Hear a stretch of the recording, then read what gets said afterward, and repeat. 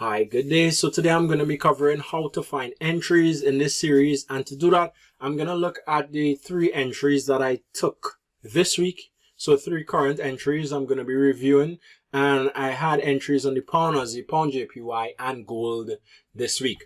All right, so on the pound Aussie I had my levels identified, and the reason why I identify these levels is simply because I need to see where the market is going to gravitate towards. So when I started looking, we were somewhere down here, and I said, you know what, I want this market to correct and then fall. So I started looking at this one. When the market came up here, that is where I had my entry. Why? Because we approached a level. So once you start finding these levels, once you could clearly identify, and I use the box tool because I use zones. All right, and let's say this is my zone. I'm looking for the market to approach the zone, and then I'm looking for rejection at the zone. If it rejects, I want to enter and then continue selling the market. If the market approaches and breaks the zone, I want some correction and then the market to reverse. So I want rejection on this side, and then I'll look to buy and the market goes up. If the market approaches the zone and breaks through and we have a fake out and it comes right back in, I'm still not going to sell here. I want the market to come back to the level, reject, and that is where I want to enter selling again. And that is basically how I find or look for my entries. There are a couple patterns that I use, and this particular one was a drop base drop. So all that is the market. If you see from here, we have a drop. The market formed a base or indecision candle, and then we had a drop again where the market pushed out of the range. You see, this indecision candle formed a range here, and then the next candle pushed all the way out. So once we see that happening and the market comes back to that, I want rejection here. When we had the rejection here, I entered, my stop goes above that range, and then my target would have been all the way down here by this next major zone. And as you could see, the market fell down to here. This trade was 104 pips. This was a nice trade that I got this week here. After that, and this is what I love about the zone, so I didn't look at it again for the balance of the week. But just like I said, when the market comes to the zone, if we have the rejection, so it came to the zone, immediately rejected, we could have bought here and taken the ride back up, but I missed this trade. I didn't get back in on this one. I wasn't paying attention to it after this trade was over. All right, the next pair that I looked at this week was pound JPY, and again I identified my ranges. So this one I identified ranges on the 1 hour. So there's a lot. As you can see, we had this one, this one, this one, this one, 1, 2, 3, 4, and the market comes to these levels. I identified this level from here. Almost exactly the market came to this level, push back up to the next level, rejected again. I had an entry selling here. This one was a 1-to-1 type trade where I got in on the 1 hour, this bearish engulfing candle here, stop above, and then the market pushed down to the zone, forming these other zones or these other areas that I was looking at. And again, why do I identify these areas? Look at what the market did after my trade. So this was my trade here.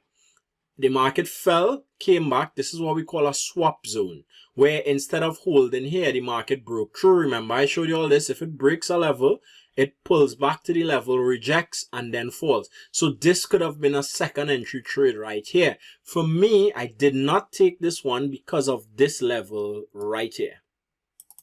Why? To me, with this rejection, we didn't have enough room for me to trade down to the first level. I am not just going to skip levels. Once I identify a level, I'm not just going to skip levels and try to come all the way down to here, because what that causes you to do, it could cause you to be in profit or up a little bit, and then the market U-turns and goes against you. You get stopped out if you don't move your stop in to break even. So when I saw this level here, I liked the idea of this trade, but because of where the level was, I left it alone. But you could see the market did fall from here. All right, and I didn't pay attention to here because, again, once I left it alone here, I didn't bother for the balance of the week. I was more trading gold this week.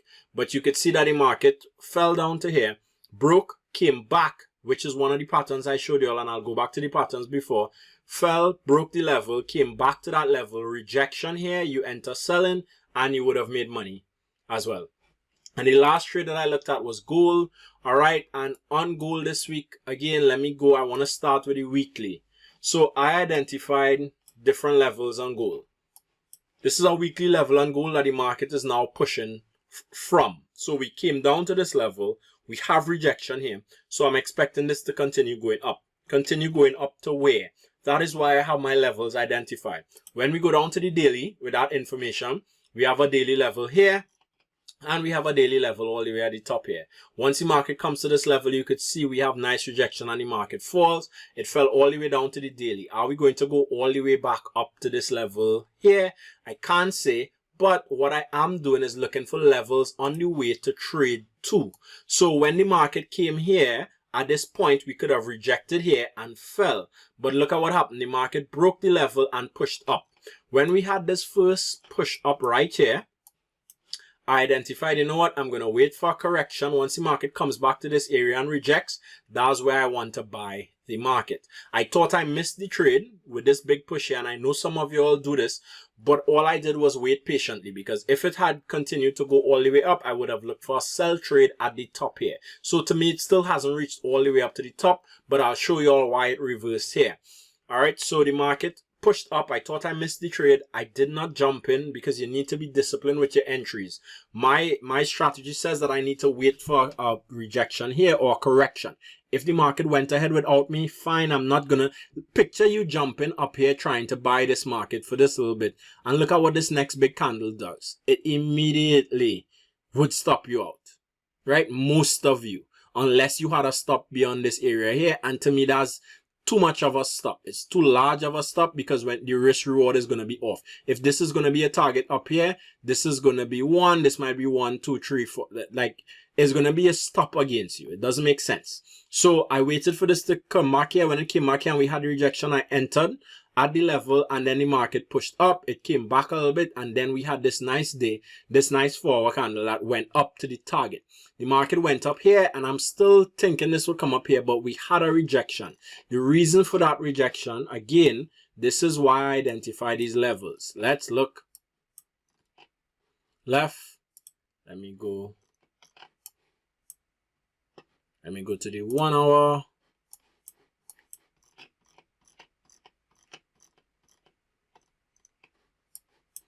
You see, across here where we have,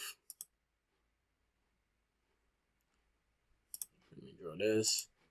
You see where the market bounced here previously? Look at what the market did. Came up here to the exact same level, rejected, came back up, came back below, rejected. All right, and this is where we're currently at. So again, for this week, I bought gold here. Let me just go over the patterns with you all. So when we approach a zone, I want to see rejection at the zone, or I want the market to break the zone and come back. This is what happened on gold. All right, and this is what happened on pound JPY, was it? Where we had a breakout for the second entry. We had a false breakout. The market comes back in the range, rejects the second time. This is where I want to sell. This is where I want to buy. This is where I want to sell. Or if it was falling, let me just show you all the example as well. If it was falling, this would be where I want to buy as the market moves, guys. So I hope this helps you identify how to find entries. Once you have your zones, you need to wait and let the market tell you what it is going to do. So wait for those entries and then take advantage of them, guys.